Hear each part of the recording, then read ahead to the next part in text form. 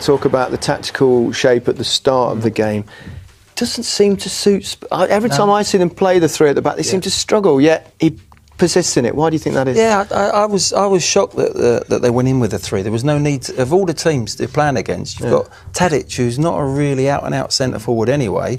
Wants to why have the three defenders at times marking one and having runners from midfield? And then when they did go into three, they went into a five. Yeah. So when they pushed the two wide men up, they were a five. They were always going to be outnumbered in midfield, and they couldn't press them.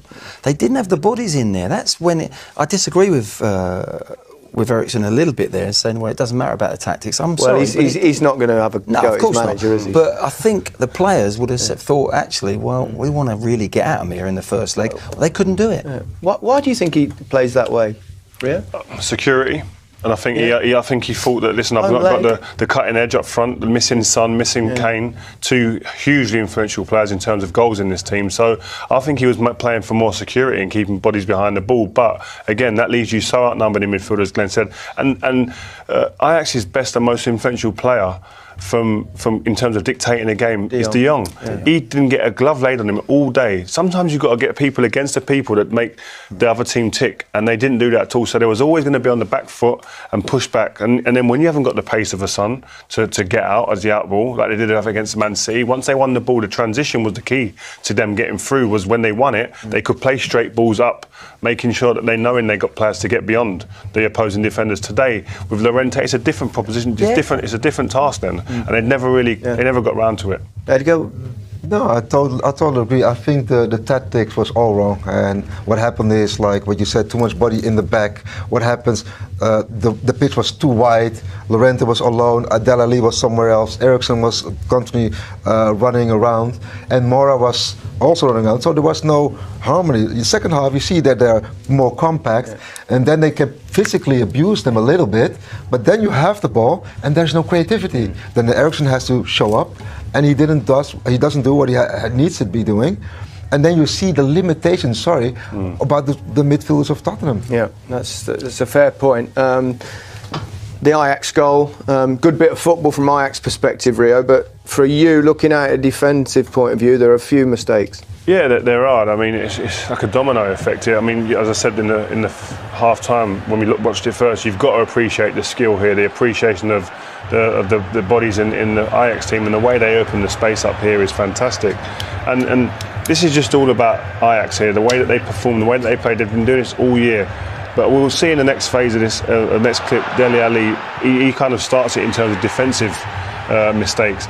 He goes out to the wrong ball. He has to leave it. It's offside. I don't think it's offside, sorry. That was never in contention. But Dele Alli here, we'll see it. Where the arrow is, he's got to go to that man. Let Wanyama come out to the ball. He has enough time to do that. Once he lets him go through, he's a free time to look up. And the space between the fullback and Vertonghen was too big, and then you get punished. Do you think sometimes when you play three at the back, Rio, that you think someone else will pick someone up? You don't take responsibility? Yeah, sometimes if you don't play it often enough, and players aren't accustomed sometimes to playing it, and it can happen that. But then there's got to be someone in there that takes responsibility and dictates in that back line. I just think that Spurs get it wrong when they play against a decent side. When they play against a team they can dominate, the three at the back is the offensive side of the game, with Vertonghen coming out and both go wide, and then you cause them problems. But against Liverpool up at Anfield, we started it, and we were on the back foot from the start, and the game was already gone. Same tonight against good opposition that are going to hurt you. Unless they switch into a 4, there's a way of doing it.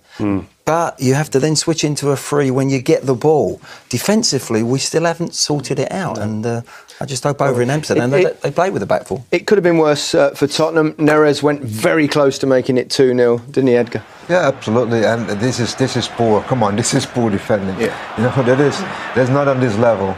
And then he has to make the foul before, he lets him go on, and then that's what you get. And I mean, and this is very poor finishing from Ajax. Because Tadic had to shoot in front of the goal immediately. And also they're quite lucky with this one. He just scuffs it a little bit, doesn't he? If he wraps his outside of his foot over it, he just scuffs it into the ground. And to be fair, that's the tie gone. If that goes in 2-0, I think the tie is over and done with. But that gives Tottenham a glimmer of hope. Well, Spurs didn't have too many clear-cut chances. In fact, they only had one shot on target in the entire game, and that was Dele Alli, and that was this instance. There was a Yeah, long throw. Not pretty on the eye, but this was scruffy, yes, to say the least. And this was really the only way Spurs were going to score today, in little bits and pieces, ball going up to the front and making things ugly, making things uncomfortable for this Ajax team. But the quality and the decision making in the final third was never up to much and up to enough to really knock this team out of their stride.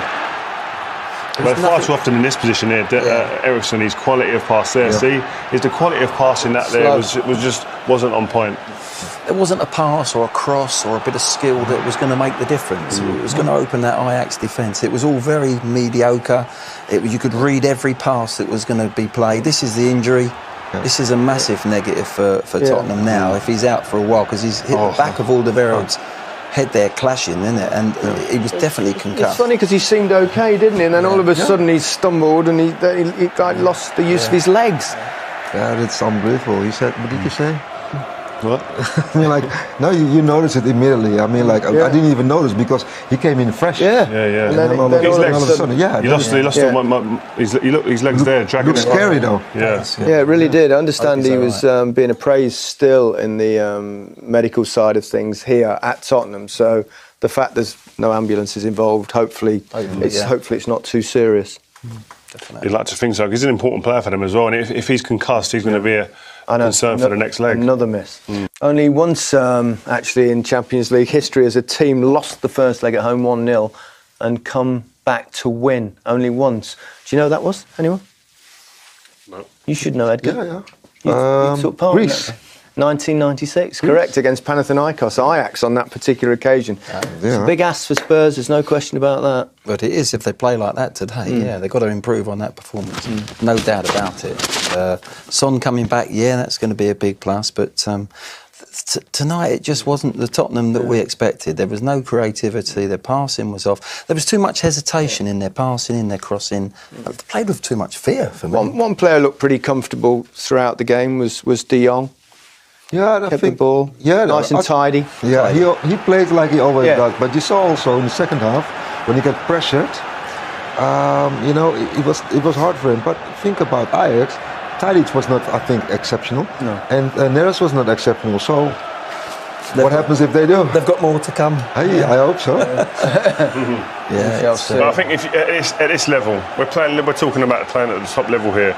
If you give players of this standard time on the ball, they're going to look $1 million. And listen, this kid's a fantastic young talent. $75 million. $75 million worth of talent going to Barcelona. But his comfort on the ball.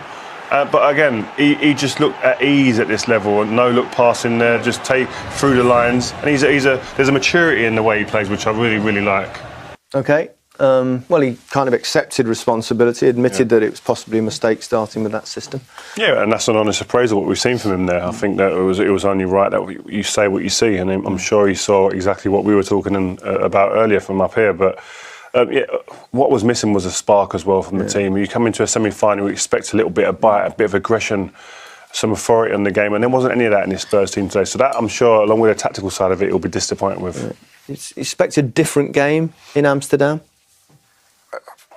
No. no. The thing is, when I see them play now, and when Sissoko came up, there was a little spark coming on, and whatever. Second half, there was a little bit spark, but I don't know. I mean, like tactically, they solved it a bit, but creatively, I don't know if they will have the power to do that. I think starting that way, I know it wasn't just the goal, but it gave Ajax the emphasis. The first 30 minutes should have been Tottenham. Pressing and playing and nearly scoring and creating, really going for it. But it actually gave them the emphasis to go and attack them. And there is a positivity though, Glenn, coming into the next game. Son's back. Son has been a huge part of their season in terms of goals. So he's a big positive to come back, and they've got to use that. It's not over yet, that's for sure. Tomorrow night, we're back in Barcelona, and that could be very special indeed. The game should be pretty tasty, shouldn't it? I can't wait to go sleep, wake up and get on that flight out there. I mean, great stadium, the history in the stadium, and two great teams, two confident teams with Messi on one side, and you've got some great players on the Liverpool team as well. We'll have plenty of chance to talk about that tomorrow night. What do you feel? How do you feel that game will go, Edgar? It's hard, tough one to call, isn't it? Two different styles. I mean, like Messi is a different level. He can decide whenever he wants, and that's a problem. But you have to give it to Liverpool too. Yeah. I mean, like they have some incredible players up front. I personally think the second leg at Anfield is key for me. That place, when it's rocking, my word. And if they've got something to hang on to, I think Liverpool can knock them out. I really do. Yeah. Seriously? Yeah. If they can just... Edgar's not so if the little sure. man wants to go, well, today I'm going to score a hat-trick, OK, he might not do. But I think Anfield is an incredible place to go and play. I tell you what, as opponents. We'll leave you two to argue. You can carry on after we've gone off air. But Edgar, great to see you. Thanks, Glenn. You too, Rio. Not the greatest game here tonight, but tomorrow, bring it on.